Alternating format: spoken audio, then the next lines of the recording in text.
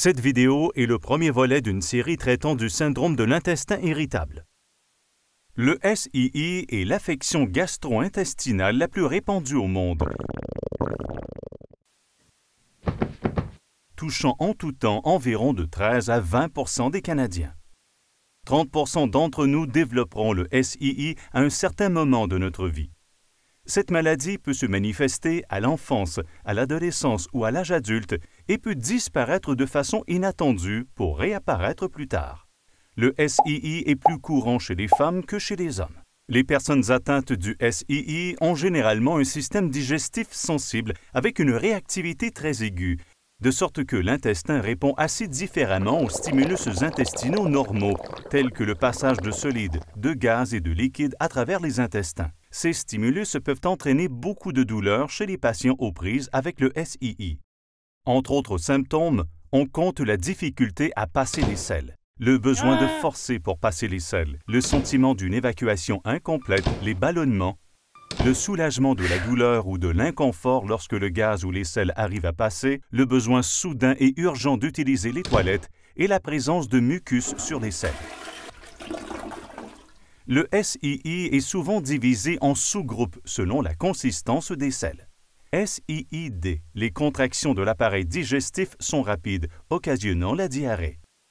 SIIC, les contractions de l'appareil digestif sont lentes, occasionnant la constipation. SIIM ou mixte, les selles alternent entre la diarrhée et la constipation, parfois même pendant un même passage de selles. D'autres affections sans corrélation apparente sont plus courantes chez les personnes souffrant du SII, notamment les troubles du sommeil, la fibromyalgie, les maux de dos, la douleur pelvienne chronique, la cystite interstitielle, la dysfonction de l'articulation temporomandibulaire, l'état de stress post-traumatique, l'anxiété, la dépression et les maux de tête. Les femmes qui souffrent du SII ont aussi signalé de l'inconfort pendant les rapports sexuels. Le travail, l'école et les activités sociales à l'extérieur de la maison peuvent s'avérer difficiles en raison de l'inconfort, de la douleur et de l'inaccessibilité aux toilettes. Puisque le SII ne présente pas d'inflammation évidente ou d'anomalie physique et qu'il n'existe pas de test précis pour son diagnostic, ce dernier doit être effectué en se fondant sur les symptômes et en éliminant toute autre possibilité. Cependant, l'historique et l'ensemble des symptômes sont caractéristiques et sont habituellement reconnus par les praticiens d'expérience. Généralement, toutes les analyses effectuées dans l'évaluation du SII seront normales.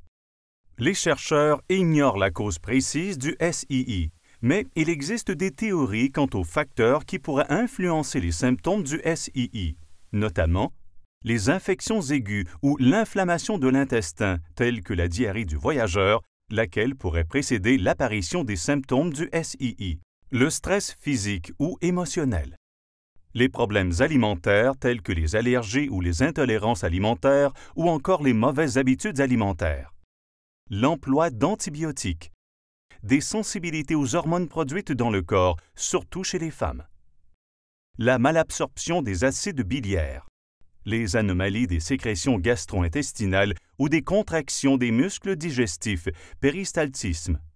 Le traitement du SII est aussi personnel que les symptômes de la maladie. Chaque patient aura une réaction particulière à différents aliments et médicaments.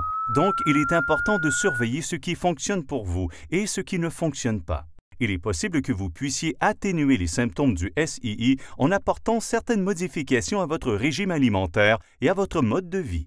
Certaines possibilités à prendre en compte sont éviter certains types de glucides, FODMAP, s'assurer de consommer une quantité adéquate de fibres et de liquides, réduire le stress, entreprendre une physiothérapie et prendre des probiotiques ou des médicaments précis. Veuillez visionner notre vidéo sur les traitements contre le SII pour de plus amples informations. Au moyen d'un traitement approprié, de nombreux patients aux prises avec le SII peuvent s'attendre à ce que leur affection s'améliore de façon importante. Les statistiques montrent qu'environ 10% des patients atteints du SII voient leurs conditions s'améliorer chaque année, même si un autre 10% développe l'affection, ce qui maintient le pourcentage de personnes dans la population atteinte du SII à un moment donné relativement constant. Le SII demeure une affection qui peut appauvrir sérieusement la qualité de vie d'une personne, et malheureusement, ce ne sont pas toutes les personnes qui en sont atteintes qui verront leurs symptômes disparaître. Dans la plupart des cas, un traitement individualisé se poursuivra.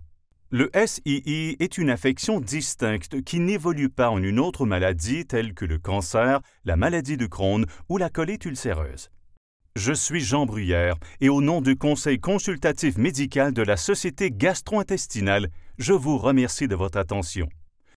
Pour obtenir de plus amples renseignements sur le SII, effectuez une recherche à ce sujet au www.mauxdeventre.org.